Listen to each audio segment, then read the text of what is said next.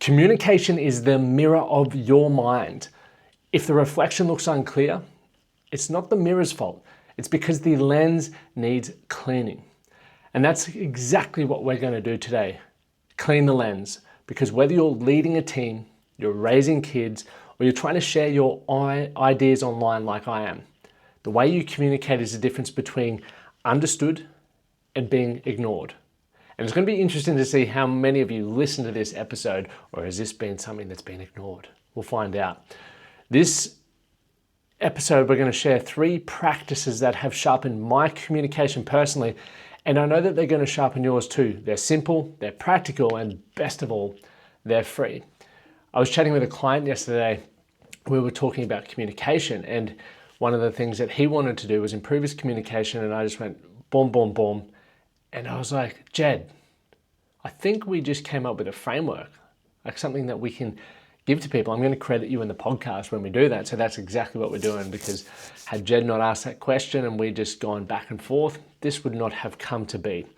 So we're going to cover 3 steps. And if you have a pen in front of you and a pen and a paper, write these down. The first one, reading other people's thoughts, writing down your own thoughts and recording yourself so that you can hear exactly how you sound. If you've been following the podcast for long enough, you'll know that's exactly why I started this show in the first place back in 2017. I wanted to learn to communicate better. I knew that if I was talking to a camera, much like I am now, I would be able to watch it back and listen to it back and give myself feedback. Very uncomfortable in the beginning, but I learned to structure sentences better, learned to use my voice better, and so many other things that we'll dive into. But by the end of this, you will have the toolkit for clearer, more confident communication. So let's go to point 1. And Jed, if you're listening, which I know you will be because you love the pod, thanks so much for giving me this, because when I went down the rabbit hole last night on all of this and writing this out, I got so much clearer on it. So first one, read other people's thoughts. Read, read, read. Not just skimming articles or scrolling social media. I'm talking like diving into autobiographies, journals, letters. Why? Because reading lets you step into another person's mind. You don't just learn what they did. You see how they thought, how they framed ideas, and how they explained themselves. Jim Rohn said there's 3 treasures that you leave behind. Your journals, and this is exactly why, because of what I just mentioned, your photographs, and your book collection. I'm not going to dive into that quote anymore, but Jim Rohn, if you have not listened to him, highly, highly, highly recommend listening to him. But one of my favorite books and biographies was The Happiest Man on Earth by Eddie Jacku. And if you haven't read that, go do yourself a favor and spend some time reading it. It is, I can't put into words how transformational that book was. But Eddie was a Holocaust survivor who lived through unthinkable horrors. But what stood out to me was the way that he spoke about forgiveness, kindness, and perspective. His words weren't polished speeches. They were raw truths. And a rawness taught me more about authentic communication than any manual ever could. So, The Happiest Man on Earth. Go give it a listen. There's a great quote as well by George R.R. Martin. And he once said, "A reader lives 1,000 lives before he dies." Now, every time you read, you gain another lens to see life through another perspective. And the more lenses that you have, the better you can connect with people, the better you understand their perspectives, and the more self-aware you become. Self-awareness is something that a lot of us are wanting to improve upon. How can I get better? How can I see my blind spots? Watching what other people went through, their thoughts, their ideas, their perspectives, their challenges, is constantly sending little light bulbs off in your own life. And you can go, wow, I'm actually experiencing that. I didn't realize that, or I didn't recognize that in the moment. So that can be a great thing to do there. So I would highly recommend reading. But a practical step, when you read, don't just absorb the information. Highlight the sentences, that land with you. Then ask yourself, how would I explain this in my own word? That's how you train the communication muscle. You have to start taking other people's ideas, other people's perspectives, other people's sentence structures, and start using it for yourself. That's how we learn. We do not need to, recreate create the wheel. If it's already there, people are doing it well in a way that you connect with, you can learn from them. Now, step 2, write your thoughts. So step 1 is absorbing and reading other people's thoughts. Step 2 is writing your own thoughts. Writing is thinking slowed down. I always walk away from writing, even when I was writing the script for this, or as I was writing down the ideas and looking for quotes and putting my own personal story into this, I was thinking a lot more. And initially when I was talking to Jed about this, I was just like boom, boom, boom, boom, boom, boom, boom. And it was obviously just coming fresh from my mind. As I took time to write things down, I started structuring it and I go, okay, I could tweak that. Maybe I need a metaphor here to explain that a bit better because I don't have a personal story. And that allowed me to get more clear and concise. And that is one of the best things about writing. If you can't write something clearly, the chances are that you won't be able to say it clearly either.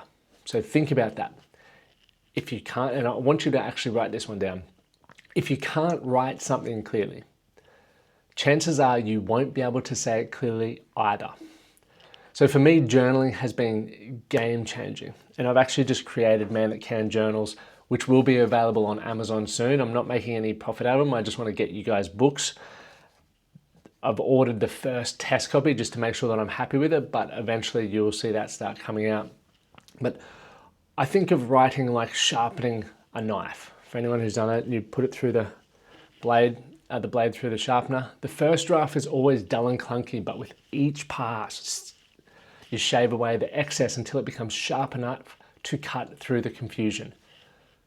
Be okay with sucking.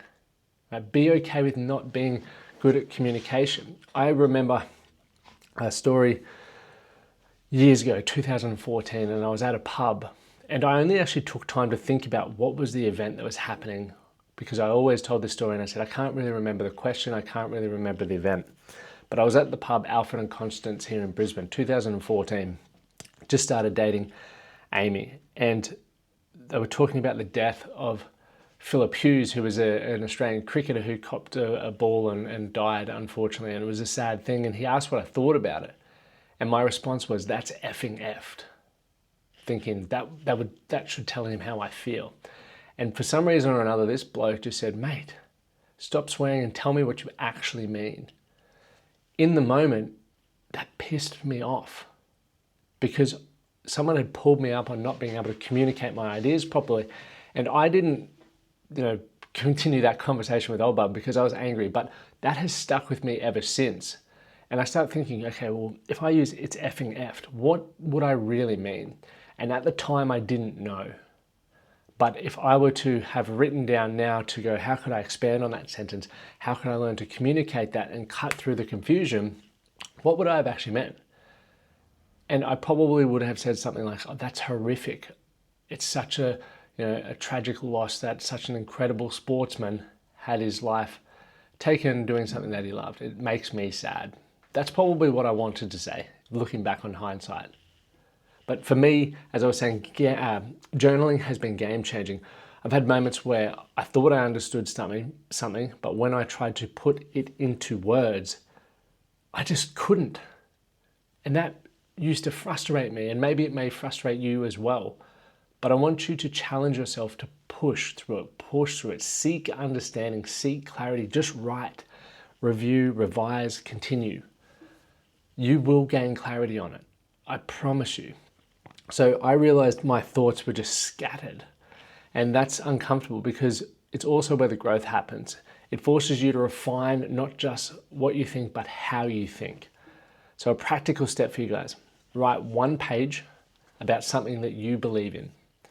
Don't worry about sounding smart, just get it down. Then read it back and ask, would this make sense to someone else?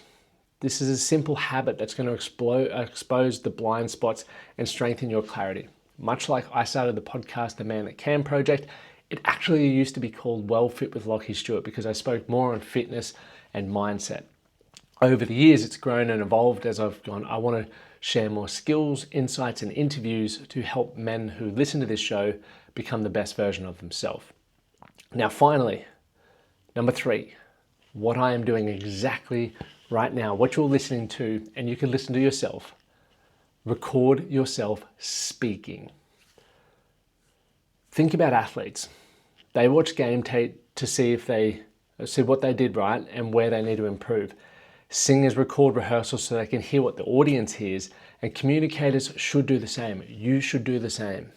Game tape is where the feedback comes. It highlights the blind spots. It shows you, especially in video, you might just do audio on your phone and you don't need any special equipment. Anyone who has a phone now, a smartphone, I think they're called smartphones, you can use your camera or you can use voice notes if you don't feel comfortable just doing that yet. But listen to how you use your voice. It's so powerful. And you've got to ask yourself, how are the words I'm using, how do they make me feel? Are they clear? Are they concise? Am I engaging? Am I speaking too fast? Am I speaking too slow? All questions that you can answer. But I still remember the first time that I listened back to one of my keynotes, and actually I'm going to change the story here. I just thought of another one. When I was doing a sales course, probably around 2014, 2015, my coach at the time was making me record my cold calls. I was doing cold calls to get used to rejection, but also obviously to sell. He said, start recording yourself so you can see yourself. What's your tone of voice? How's your posture? What's your opening? Are you hooking them? All of these things. And honestly, I cringed watching it back. I noticed the filler words that I never realized that I used. But, right, so, all of those words that I continued to use, and my tone didn't land where I thought it did. Right? We sound different to other people than we do to ourselves because our voice right now as I'm speaking, it's hitting all my bones and sounds a little bit different to me. Hopefully to you guys it sounds much better than it does how it sounds to me. But instead of beating myself up, I realized this was gold. These were the small tweaks between sounding average and sounding world class. And you can do this too. You can review all of these things to get your ideas across perfectly. So it's like lifting weights in front of a mirror. You catch the form errors you'd never see otherwise. Or if you have a coach, they also do that for you as well. A practical step, record a 2-minute voice note or video on your phone about your day. Right, what did you do today? What was the highlight? What was the low light? What did you learn? Then play it back and look for 3 things. Firstly, was I clear? Secondly, how was my tone? Thirdly, did I use any filler words? So filler words are essentially words that you're using that don't need to be there. So if you think about being clear and concise, do that. Repeat this once a week, or if you want to fast track that, you might repeat this every day. And over time, you'll hear yourself getting sharper, clearer, and more confident. So let's bring it all together. Firstly, read others' thoughts to expand your perspective. Secondly, write your own thoughts to clarify your perspective. Thirdly, record your voice to refine how you share your perspective. The better you can communicate with yourself, the better you'll communicate with others. And when you do, you don't just get heard, you get understood. So this week, pick one of these 3 habits and commit to it. Maybe it's starting a journal, maybe it's picking up a book, or maybe it's recording a quick voice note. If you stick with it, I promise your communication will improve and so will your confidence. And if you want to go deeper, take the free Man That Can scorecard at themanthatcanproject.com. It'll show you exactly where you're thriving and where you're holding yourself back across the 7 domains of life. Thanks for tuning in.